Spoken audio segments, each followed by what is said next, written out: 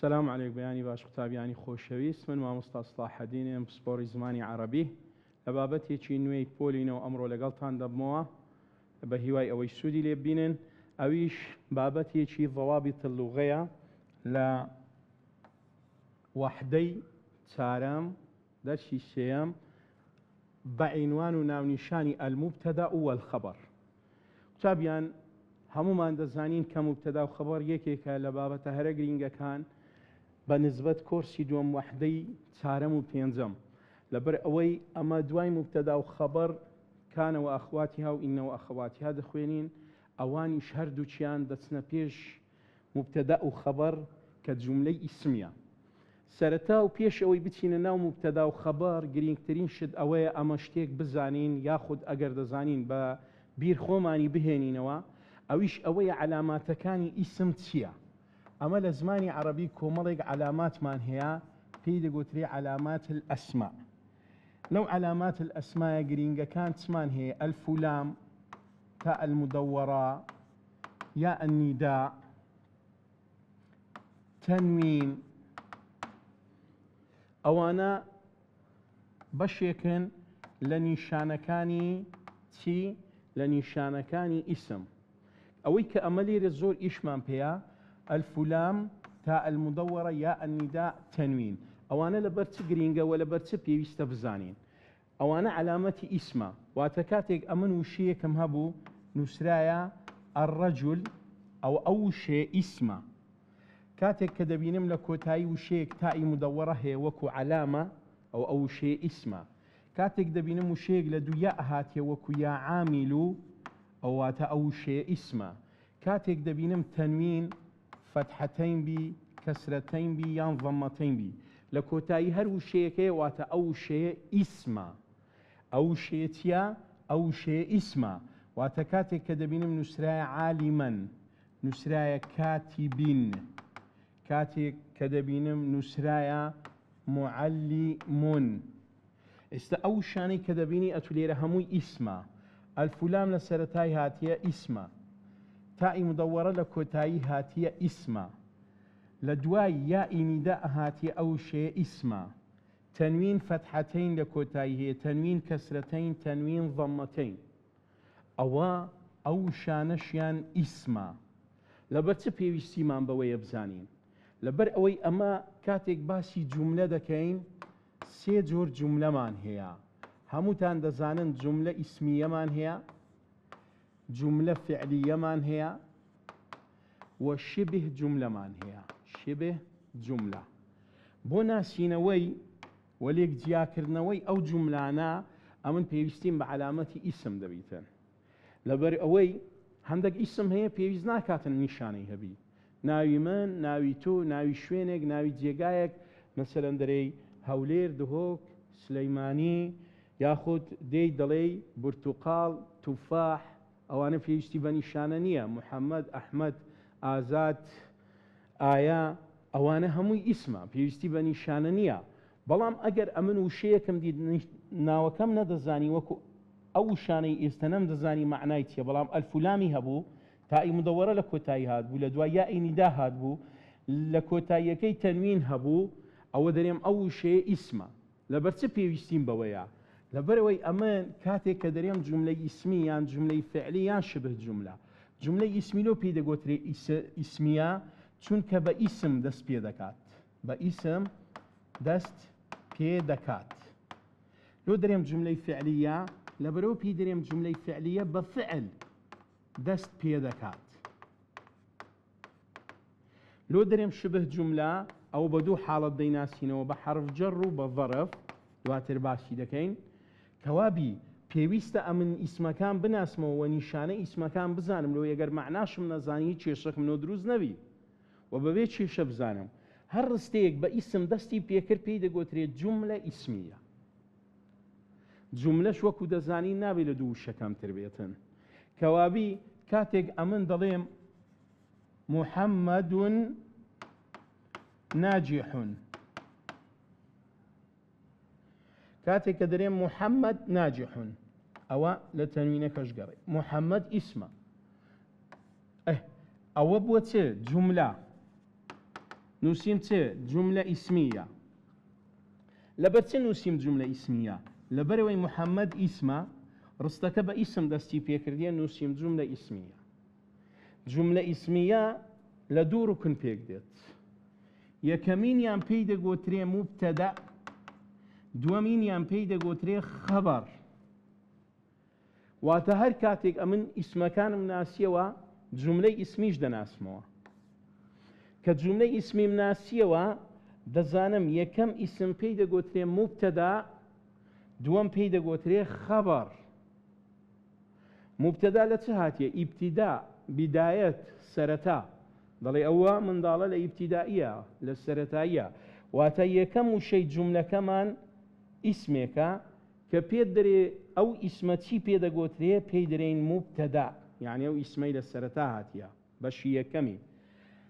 ئیسمی دووەم پێی دەگوترێ خەبەر. خەبەری ئیسمی یەکەممان دەداتێ، دەرێ محەممەد. ئەتو دەرێ محەممەد چییە؟ ڕاوەستایە، ناجح بووە، نووسووە، دانیشتووە، خەبەرەکەی نازانین. کەوابی هەر کاتێک ئەمن جملەی ئیسمیم دیت، ئەوە دەزانم وشەی یەکەم پێی دەگوترێ موبتەدا لە ناو جملەی ئیسمی، وشەی دووەمیش پێی دەگوترێ خەبەر. کەوابی گرینگە ئەتو علامەتەکانی ئیسم بناسی، لۆی هەر کاتێک ئیسمم دیت برێم جملە ئیسمیە، و جملە ئیسمی یەکەم ئیسمی پێی دەگوترێ موبتەدا، دووەم پێی دەگوترێ خەبەر کە عینوانی بابەتەکەی خۆمانە. ئێستا ئەوجا دەگەڕێینەوە بۆ ئەسلی بابەتەکەمان کە موبتەدا و خەبەرە. باش دەڵێ الموبتەدە و لەکنە خۆت نووسیتی لۆی پێناسەکە بە ئاسانی بێتە پێشت. دەڵێ چ؟ هو ڕوکن الجملة الئیسمیە. تەمەشای بەخۆی پێت دەرێت چ؟ دەڵێ موبتەدا بریتیە لە ڕوکنێک لە ڕوکنەکانی جملەی ئیسمی، واتە ئەو جملەی بە ئیسم دەست پێ دەکات. ئەو جملەی ئیسمی دوو ڕوکنمان هەیە. چیان ڕوکنیان؟ یەکەم یان دووەم؟ بەخۆی پێت دەرێ ئەلئەوەل. دەڵێ موبتەدا بریتیە لە ڕوکنێکی جملەی ئیسمی. جملەی ئیسمی دوو ڕوکنمان هەیە، ڕوکنی یەکەم یان دووەم؟ دەرێ نا ئەلئەوەل، ڕوکنی یەکەم. واتە هەر کاتێک ئەمە جملەیەکی ئیسمیم دیت، ڕوکنی یەکەم پێی دەگوترێ موبتەدا. پاشان لە پێناسەکە پێت دەرێ الذي نخبر عنه بركن ثاني يسمى خبر المبتدأ. تەماشا بکە، دەڵێ موبتەدا بریتیە لە ڕوکنێک لە ڕوکنەکانی جملەی ئیسمی. کامە ڕوکن پێی دەگوترێ موبتەدا؟ یەکەم. الذي نخبر عنه کە خەبەری ئەو ڕوکنە یەکەم دەینین، بڕوکن ثانی، بە ڕوکنی دووەم. ڕوکنی دووەم پێی دەگوترێت چ؟ خەبەر الموبتەدا، پێی دەگوترێ خەبەری موبتەدا. واتە کاتێک کە ئەمن دەرێم الطالب ناجح، الطالب ناجح جملة اسمية. الطالب ناجح جملة اسمية. كو زانيم طبعا بمعناته يكم زاد بيش بمعنى بستي بلا ما قر معناش من الزاني تماشا ذكام وشي كم الطالب الفلام هاتيه اسمه. ما دام اسمه لو يبيدريم جملة اسمي واتارستي چيناوية چونك بناو دستي بيقرديا.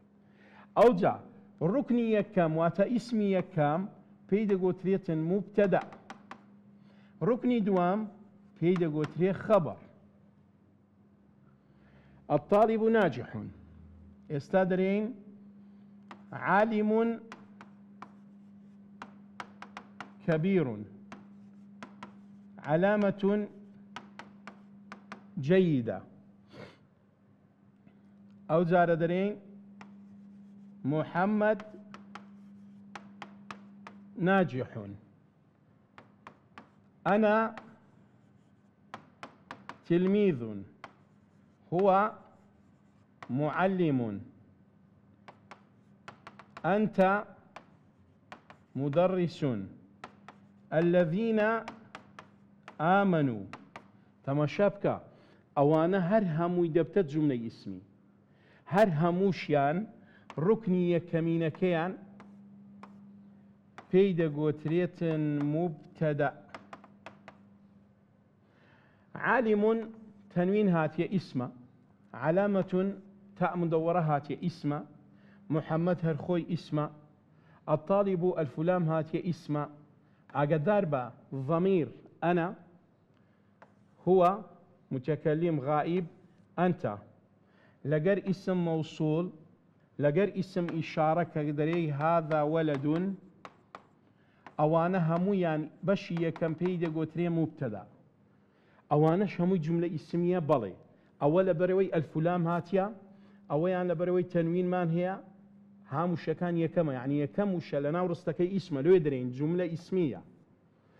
دواي أو محمد اسمه، ضمائر ضميري متكلم بي، ضميري غائب بي، ضميري مخاطب بي، أنا نحن هو هي هما هم هن، أنت أنت أنتما أنتم أنتن، الذي التي الذي اللذان اللتان الذين اللائي اللوائي اللواتي، أواني كاسم إشارة ضميرة، أواني كاسم موصولة، أوانش كاسم إشارة هذا هذه هذان، أوانا هموي لزماني عربي الضمائر كان هموي جيناوة يعني اسمع كالسرتاي رستهات أو دبت مبتدا يعني أنا مبتدايا هو مبتدايا أنت الذين هذا أوانا هموي مبتدايا قدار بتشكوانا اسمه أو بيدا قلت لي اسم إشارة لزماني عربي، أوانا الضمائر وجيناو دبنا اسم موصول يشبه ماشيوا، أوانا هموي دريم جملة اسمية،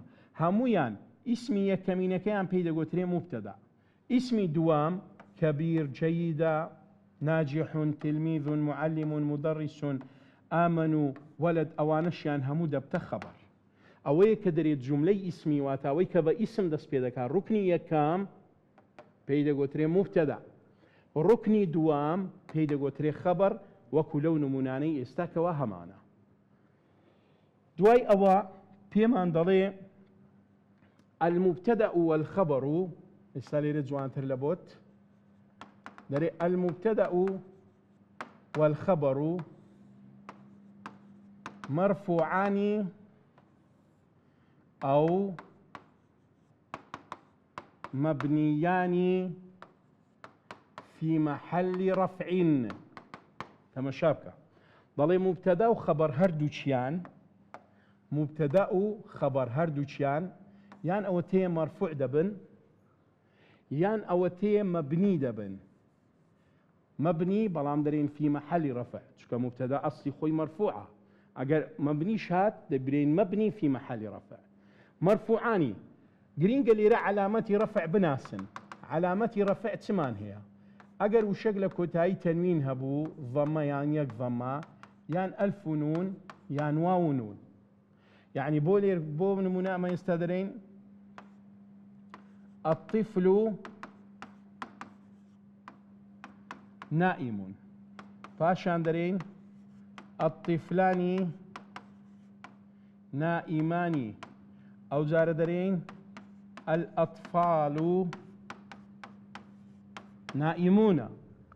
كدرين مرفوع دبيتو بزاني مرفوع معناه تشيا واتا لكوتايكي يان ضم تنوين ضمها بيان ضمه يان ألف نون يان واو نون.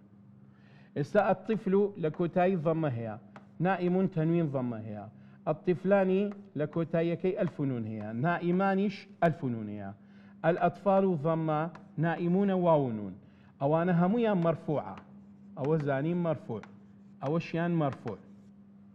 لبروي أما لفيشتريش باسمان كردية لزماني عربي صار حركة مان هي لحركات يشيان فتحية يشيان ضمية يشيان كسريو أو يتكيان سكونة، همو كاتيق لكوتاي وشيك ضمها بو أقا وشكا معربي مبني دبيتن أو درين مرفوع نشاني مرفوعة، لحرفيش ألف مان هي علامة رفع لمثناي أقر ألف نونات، واوش مان هي أقا جمع مذكر سالم بو كوابي أوانش كألف نون كديت ألف واو كعلامة رفعة. لوي هر كاتيك أقر الامتحان بسياري كير بوتي أو مبتدايا مرفوعة علامة رفعة كيتيا ضمه هبو دريم ضمه، الفنون هادبو دريم مرفوع علامة رفعه ألف، واو نون هبو دريم مرفوع علامة رفعه واو. أو جاء أول مبتدأ بيان لخبر بي شيء شمانية كدرين هردو كيان مرفوع دبي كابي بيويست أمن بزانم مرفوع معناه تيا واتا لكوتاي كيان ضمهات يا لكوتاي وشكات كإعراب أمن تمشي كوتاي وشدكين يان أوتي الفنون هاتي يان واو نون هاتيا أو أنا نيشانة علامة يعني نيشانة نيشانة رفعة كاو نيشانة أنا ما نهبو ضلين مرفوع أدي ما بس تيتشي لو يدري كمبني دبيتين في محل رفع. أما تازق وتمان أجر اسم إشارة ما نهبو يعني اسم موصول ما نهبو يعني ضمائر ما نهبو ضمير كان أو بخوي ديار الزماني عربي بيدي قوتري اسم إشارة أو يعني بيدي قوتري اسم موصول أو بيدي قوتري الضمير. أما الزماني عربي بينتشتمان هي فعل ماضي فعل أمر اسم إشارة سيم اسم موصول سارم ضمير بينزم أو بينشتا همو كاتك مبنية يعني هيت كاتك ندريم مرفوع ندريم منصوب ندريم مجزوم همو كاتك أو بينشتا دريم تي دريم مبني اسم إشارة كانت سبو هذا هذه هذان هذين هاتان هاتين هؤلاء.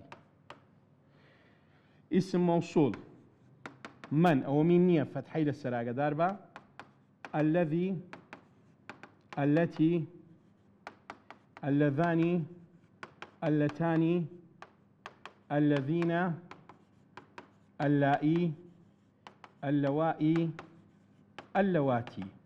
أوانش بيدا قلت لي اسم موصول ضمائر كان أنا نحن أنت أنت أنتما أنتم أنتن هو هي هما هم هن.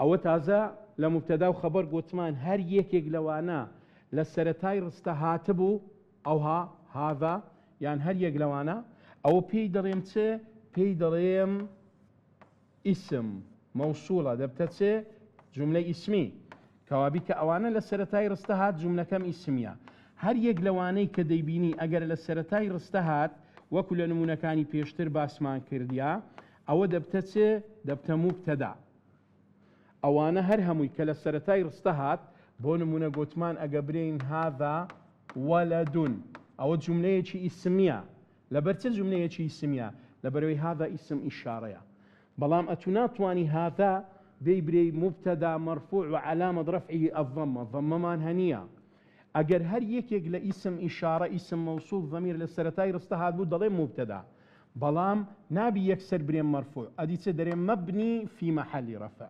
واتا أو هذايا استاكلير هاتيا أو مبتدا هيش شيء شمانية بلام يكسر نارم مرفوع أدي ضلين مبني في محل رفع أو ما لو تشبو لو إلى كتابك نسرايا مبتدا وخبريان مرفوع دبي أو باس ما كرك لكو تايتي هي وكذا زانين يام مبني دبي واتا أجريك لو أنا للسرتاي رستهاد بولا اسم إشارة اسم موصول ضمير أو دبت مبتدا بلا مو راسته خناري مرفوع وعلامة رفعه ضمة شمانية أو أنا هم درين مبني في محل رفع أوي ما بستي كدري دبت مبنيش في محل رفع لبر أوانا باش قتابيان دوای ئەوەی کە ئەمە زانیمان مبتدا و خەبەر چیە و زانیمان هەردووچیان مەرفوع دەبی ئێستادێ پێمان دەڵێ چەند جۆر مبتدامان هەیە چەند جۆر خەبەرمان هەیە ئەوەشیان لەگەڵ من بەو تەماشای بکە. ئەنواع المبتدامان هەیە سەرەتا ئەنواع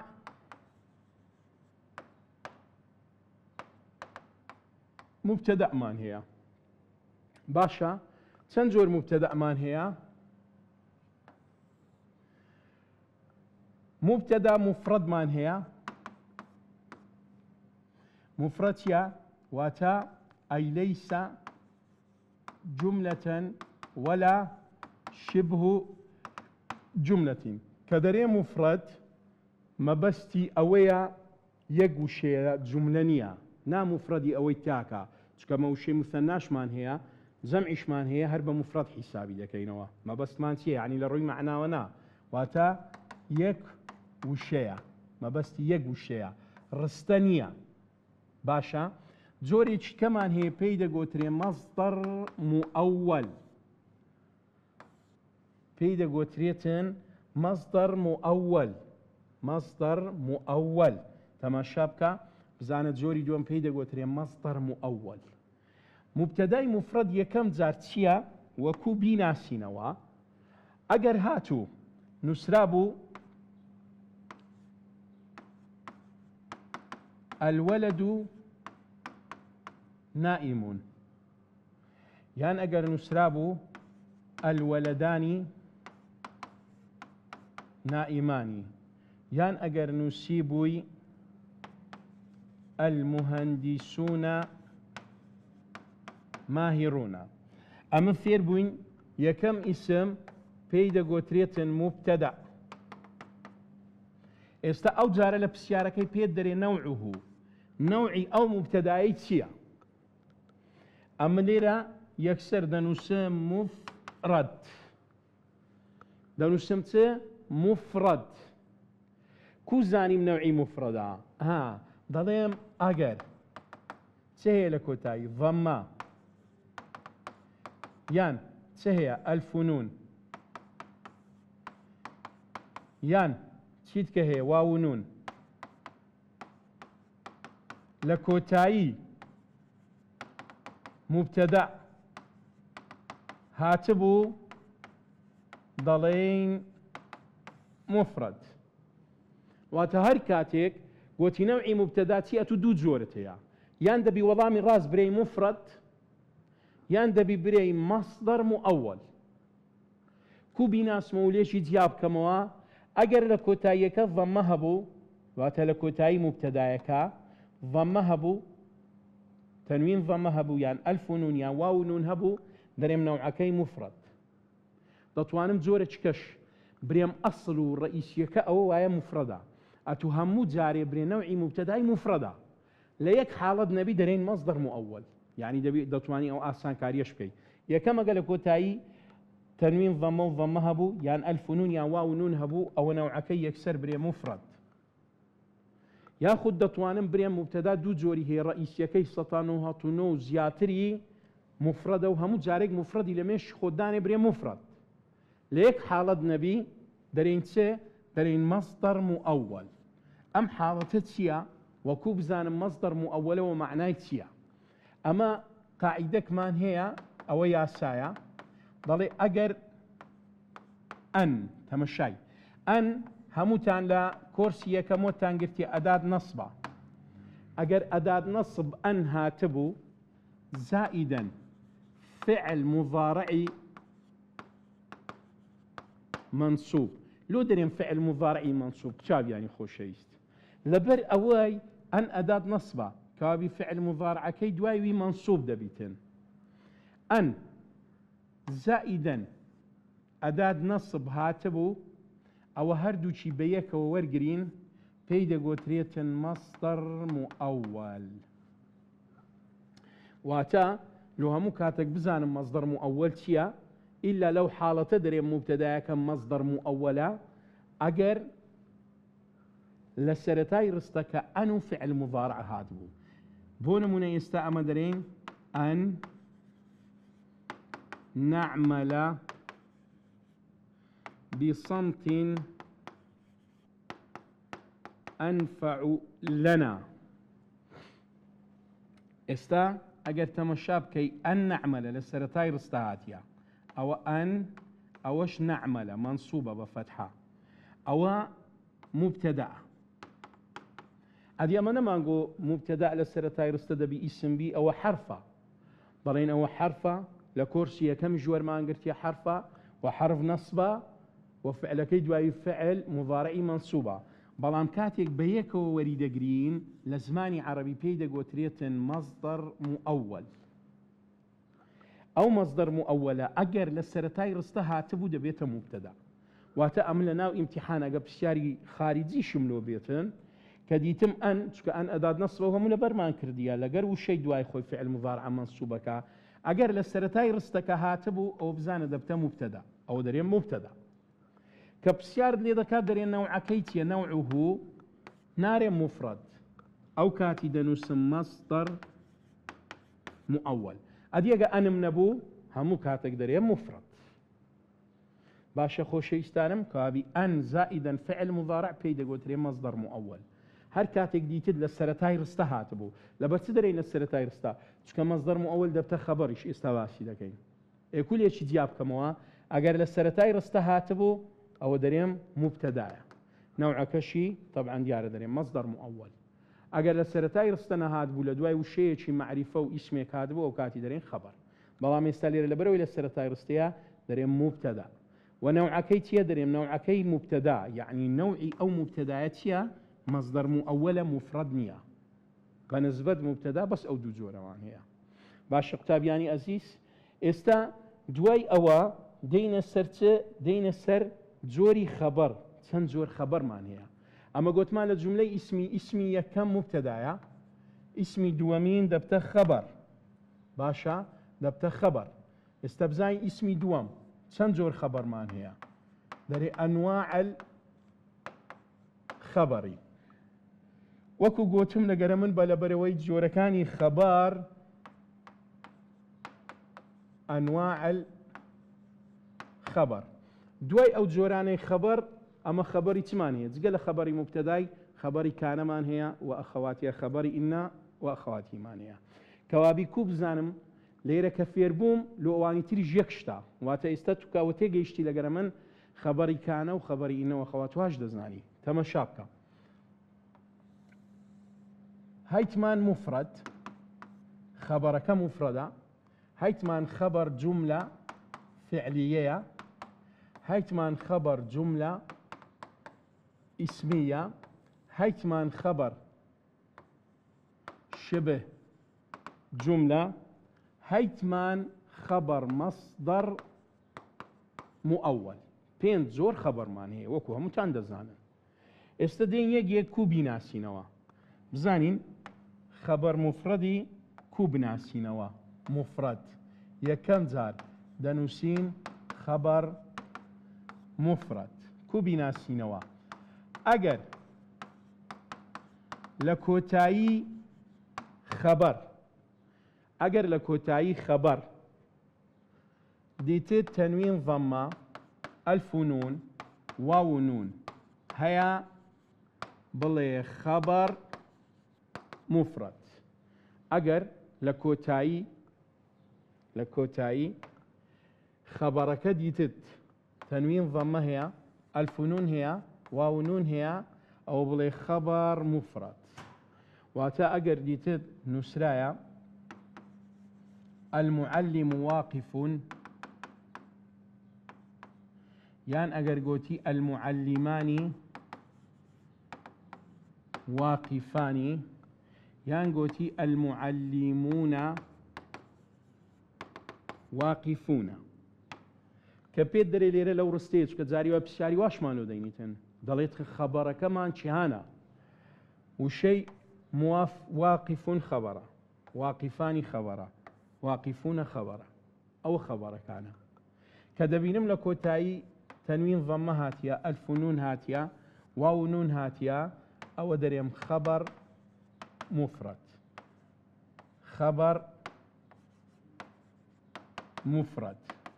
نوعی خەبەرەکەی چییە؟ دیسان دەرێم خەبەر مفرد. ئەوە سەبارەت بە خەبەر مفرەدی. باش، دوای ئەوە دێینە خەبەر جوملە فعلیە. دێینە خەبەر جوملە فعلیە. بزانین خەبەر جوملە فعلیە چییە؟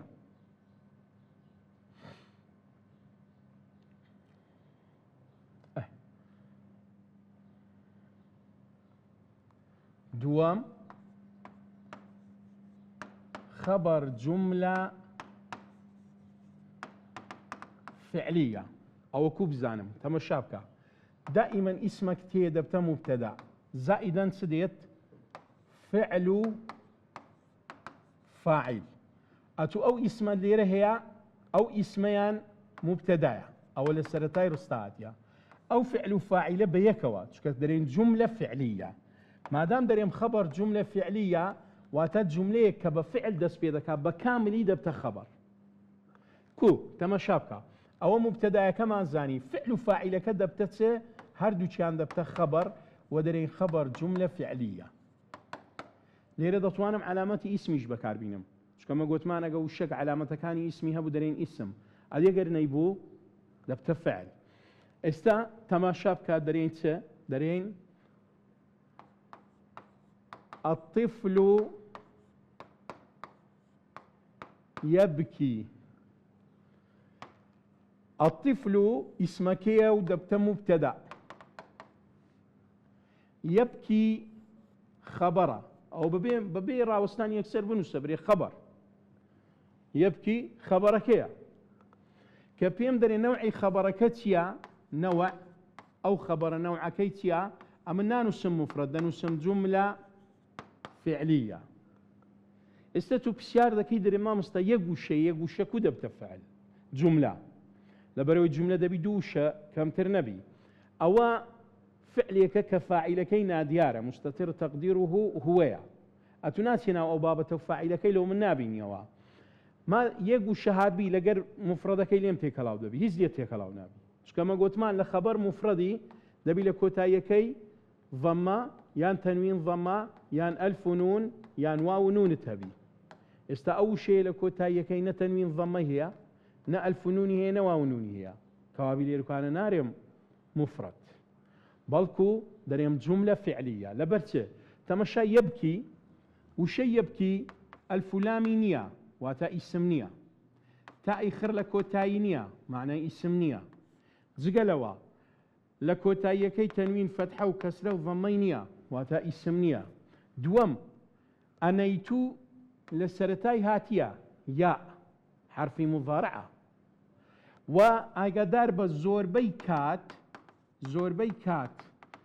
بتصديتن بياء ديت يعني الشرنيه هم كاتك فعل مضارع بي فعل كان كجدي بلام اويل بوتو دايه لما نهجو زياتر ديني توا زوربي كات فعل مضارع بيائي بكار هنا الطفل يبكي يبكي خبر شي جمله فعليه اگر كانش مان دانا بيشي بياساي خوي انش مان دانا بيشي بياساي خوي تمشابكه وهر جمله فعليه بلام كاتي درين جمله فعليه خبر كانت جمله فعليه خبر ان اوها بلام هر جمله فعليه كوابي امن كو جمله فعليه دناسموا اگر لدواي اسمك فعل فاعل هاتبو او فعل فاعل بيكوا بيد غوتري خبري مبتداي شكل لدواي اسمك هاتيا بلام كدريت جوركيتي دريم جمله فعليه دريم خبر جمله فعليه ديار خوش شيستانم اوش جمله فعليه هيت شتشي جراني لسرنيا كوابي استا وثمان دوام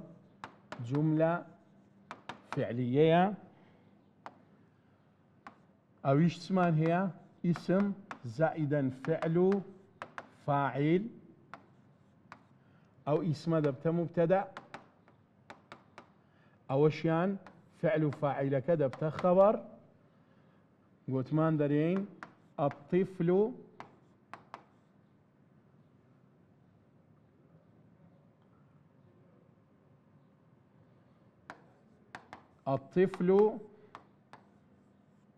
يبكي او يبكي خبره اوش الطفل مبتدايا كدرين نوع كيتيا دريم جمله فعليه شبك يبكي فعله دواي اوا دين سيم باز دكين سيم مانتيا خبر جمله اسميه تو دري ما مستد جمله اسميه يعني مبتدا خبر دريم راز دكي بلام ليره كوديتن تماشاك كتاب يعني خوشي ليرش يا سايق دنوسين او يا سائل ويبقى اساني بيناسيا ولا بو او كاني تريش اويش تشيا تماشابكا اتو اسمك تيا زائدا اسمك ديكا زائدا هاشت مهمك ضمير متصل اوجد زائدا الكلمه او يا ساكي تماشابكا أو اسم يكام بيدا قوتري مبتدأ أول، أو اسم دوام بيدا قوتري مبتدأ ثاني. باشا أو كلمة ليري هي بيدا قوتري خبر مبتدأ ثاني، يعني خبري أو مبتدأ دوما. أو جا أو جملة بكاملي مبتدأ دوم وخبري دوم بيدا قوتري خبر مبتدأ الأول. هموي بيكو دبت خبري مبتدأ يكم كبيشم دري نوع كيتيا لبرو إلى مبتدأ وخبر بيك هاتيا دريم جملة اسمية أقدار با كوابي لير أما دو مبتدأ من هي اسمي يكم زاري ويا بسيار لو ديني توا ضل أوا مبتدأ يكم يان دوما أجر خبر كمان جملة اسمي بو دبت مبتدأي يكم اسمك دوم دبت مبتدأي دوم. باشا من كوب زانم جملة كاسمية ها قوتم أوشت مهمة كيا لبرت مهمة لبر أوي دري الضمير متصل لدواي اسمك دي كهؤ هايا. طبعا أما الضمير هؤ ها هما هم هن بلام أوي زياتر أو ليرة بكاري ديني هؤ هايا كو استدريم الطالب خطه جميل تمشاك. الطالب مبتدأ يكما خطه أو مبتدأ دوما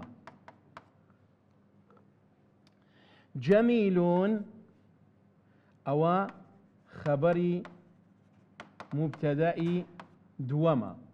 خطه جميل بيكوا دبت خبري مبتدأ يكام أو مبتدأي. دريم نوع كيتيا دريم جملة اسمية ما مستكو زاني دريم تمشاكا أو مبتدأ بونيا كو زانيم أو خبر جملة اسمية دائما كدري أو خبر جملة اسمية تتمشاي وشي كمكا. خطه تيلا قرهاتيا ضميري ه كابي دريم خبر جملة اسمية. استدريت الجبال قممها عالية تمشافك.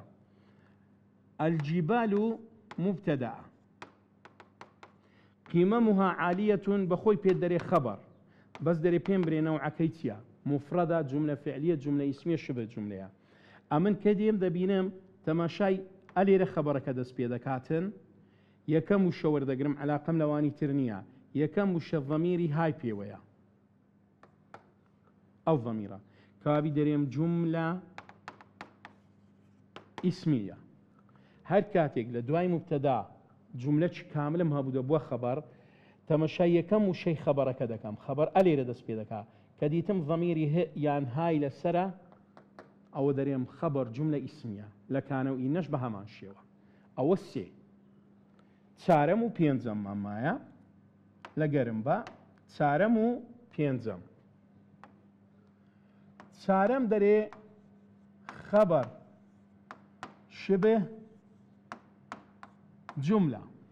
خەبەر شبه جملة دوو جۆرە دەبی هەردوو جۆری بناسینەوە بزانین ئەو دوو یاسایە چییە. بە یاسا پێت دەڵێم یەکەچیان ئەتو ئیسمەک دێ ئەوە مبتەدایەکەیە زائیدەن تەمەشا بکە حرف جر اسم مجرور. زۆر جار مامۆستا هەیە جار و مەجروری بەکاردێنی دەرێ جار و مەجرور. ئاگادار بە ئەوە یاسای یەکەمە. یاسای یەکەم کاتو دیتت ئیسم هەیە ئەوە مبتەدا دوایە چت هەیە خەبەر. ئەگەر دیتت خەبەرەکە بە حرف جەر دەست پێ دەکاتن ئەوە دەبرێ خەبەر شبه جملة. حرف جەڕەکان چییە؟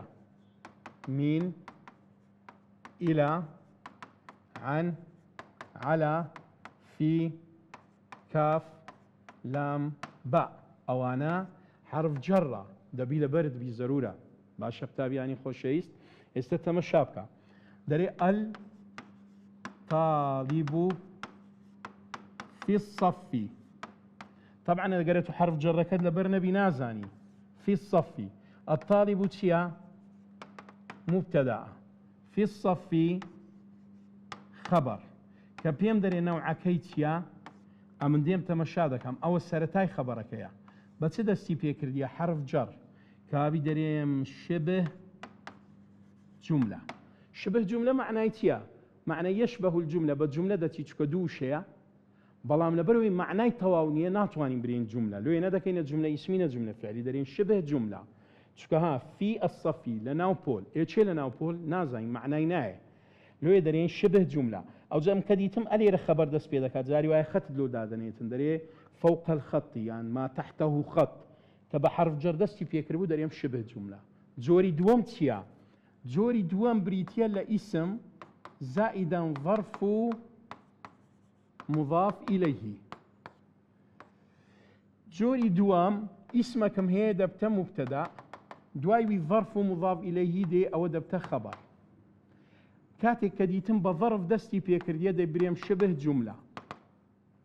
لێرە ئەوجە گرینگە ئەم ظرفەکان بزانم ظرف مەکانمان هەیە لەگەر ظرف زەمان پێویستە تو وەکو حرف جەڕەکان لەبەرت بیلەوەی هەموو ساڵی بیناسیەوە. ظرف مەکانەکان هەمانە فوق تحت يمين يسار خلف وراء أمام عند بين لدى أو أنا ظرف مكانه أو درين ساعة لحظة صباح مساء ليل نهار أو أناش هموي تيا أو أناش يعني هموي ظرفة أو ظرف زمان وظرف مكاننا هر کاتێک یەک لەوان هات لەگەڵ شەکەی دوایتر پێکەوە پێی دەگوترێت شبه جملة.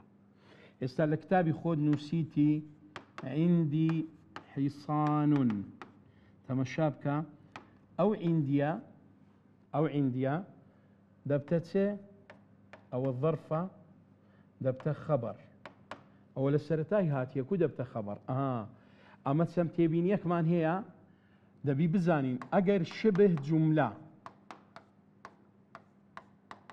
لە سەرەتای ڕستە هاتبوو شبه جملة هەموو کات دەبتە خەبەر مقدم ئاگادار بە لە پرسیاریش لۆت بینیتەوە لۆیە گرینگە تو شبه جملەی بناسی لەبەرەوەیگە لە سەرەتای ڕستە هات بە هیچ جۆرێک نابی بیکەیە مبتەدا با لە سەرەتای ڕستە شاد بی. شبه جملة حرف جەر و ئیسم مەجرووریان ظرف لە سەرەتای ڕستە بێتن ئەو بزانە دەبی برێ خەبەر مقدم نابرێ مبتەدا وشەکەی دوایوی دەبتە مبتەدا مؤخر. بەڵام ئەگەر بە شێوازی خۆی هینابووی بۆ نمونە ئێستا لێرە دەنووسی الطالب أمام المدير. الطالب تماشى بك اسم مبتدأ أمام المدير خبره كبيم دري نوع كيتيا تماشى دكم أمام هاتيا أمامتيا ظرفة أوتا كوابي دريم تسي دريم شبه جملة واتا هر يك لو ظرفانه هاد بو لدواي اسمه چي او اسمك دبتا مبتدا او ظرفانه كليره نوسيتمان دبتا خبر نوع كيتيا شبه جملة او دو جوركي شبه جملة شمان زاني. آخر جورمان كلام مبتدا وخبري هي اويش مصدر مؤولة كوابي بينزم جورمان مصدر مؤولة. أما لمبتدا باسمان كرد أجر أن زائدا فعل مضارعي منصوب بيتن هردو چی پێکەوە پێی دەگوترێتن مەصدەر مؤول. ئەو جامەوە گوتمان دەبتە مبتەدا گوتمان ئەگەر لە سەرەتای ڕستە هات بوو بەڵام ئێستا ئەگەر ئەمن دیتم ئیسمەکەم هەیە دوای ئیسمەکە زائیدەن مەصدەر مؤول هاتیە ئەو مەصدەر مؤولە دەبتە خەبەر لۆ چکە لە دوای ئیسمەشی هاتیە. بۆ نمونە دەرێ الخەیر و چاکە وایە چێ ئەن تحب الجەمیع. ئێستا ئەگەر تەمەشا بکەی الخەیر و ئیسمە و لسرتاهاتي أو دريم مبتدا. أن تحب الجميع ألير خبرك دست بيدك بس دستي بيكردية بأنو فعل مضارع أو هموي خبره بلام كدرين نوع كيتشيا لبروي بأنو فعل مضارع دستي بيكردية دريم مصدر مؤول كوابي مصدر مؤول همان أو شتيك لبيشتر باسمان كر لمبتداي بلام وتمان أجر لسرتاي رستها تبو درين مبتدا أجر لدواي اسمه شي معرفة هاتبو أو درين خبر ليرة خبرك درين مصدر مؤولة يعني مصدر مؤول هم دبتا مبتدا هم دبتا خبر كل شيء جاب كموا أجر مصدر مؤولة كالسرتاي رستهاد بو بري مبتدا بلام أجر لدواي اسمه شي معرفة هاد بو أو ها اسمك دبتا مبتدا مصدر مؤولة كدبتا خبر كوتا ملاحظة شيا ملاحظة كمان هي لكتاب همان دري وقد يتقدم الخبر على المبتدأ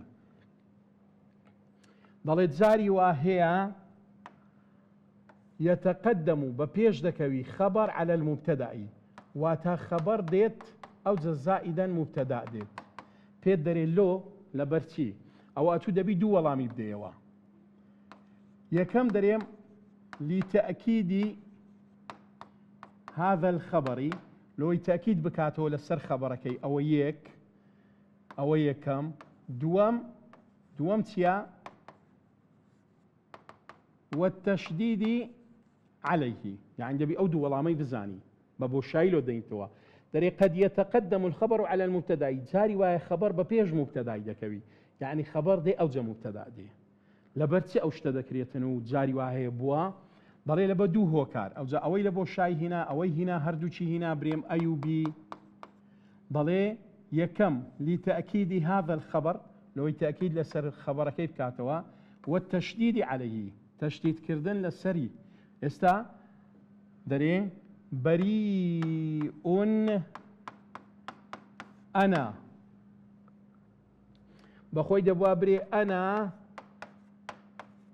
بريء بلام لوي من بيتاوانم أو كذا كادري بيتاوانم من لو تأكيد كرناو تشديد للسري بريء أنا أو دري خبر مقدم أو شيان دري مبتدا مؤخر أقدار با تازش قوتمان أجر شبه جملة لسرتاي رستهاد بي مثلا برين في المدرسة مديرها أقدار با شبه جملة لسرتاي رستبي قد نري مبتدا شبه جملة هاتبو لسرتاي رستها مكاتك دبتا خبر مقدم مديرها أقدار بدا بري مبتدا بس بتاني مبتدا بس نيا مبتدا مؤخر أولا من راست دبي هالبجيري يعني خبرك ببيش كتيا ومبتداكش بدوا كوتيا شتيش كش لملاحظة زور زارديتن أما إنما من هي لجر هل أجر أوانا للسرتاي رستهاد بو مثلا دري إنما أنت صديقي هل المعلم واقف أقدر با إنما وهلك هيت حسابي لوناكي ندبت مبتدا ندبت خبر والشيء دوايوي دبت مبتدا وشكاني ديش دبت خبر واتا أجر إنما وهل هاتبو بهيت جوريك بهيت شوازك نيكي مبتدا أدي ما نمانقو مبتدا ليه كما با أو خد لبنوي ددا بزانية دزاين دبت مبتدا يندنوسي خبر إنما وهل بهيت شوازك نابت مبتدا أوانا نابت مبتدا هيت حسابة شلومكا دستي لسرداني وكو إلنا ورستكانا نسرابي أنت مبتدايا معلم مبتدايا والشكي دوايوانيش دبتا خبر أو شكا ملاحظة زور زار بسياري لي ديتو لي دينينوا أو كوتا شد بو سبارد بابتي مبتدا وخبر طبعا أجر أود بجواني ضبط كرد واتر مراجعة بكو وجاري تريش تمشي بكوا أو بهمان شيوا يارمتي درد دبيد لبو كان وأخواتها وإن وأخواتها بهيوا ويسود تنبيني بيتن تاوانەیەکی تر بەخوای گەورەتان دەست پێرم و خواتان لەگەر وەسەلام عەلەیکم وەڕەحمەتوڵڵاهی وەبەڕەکاتوه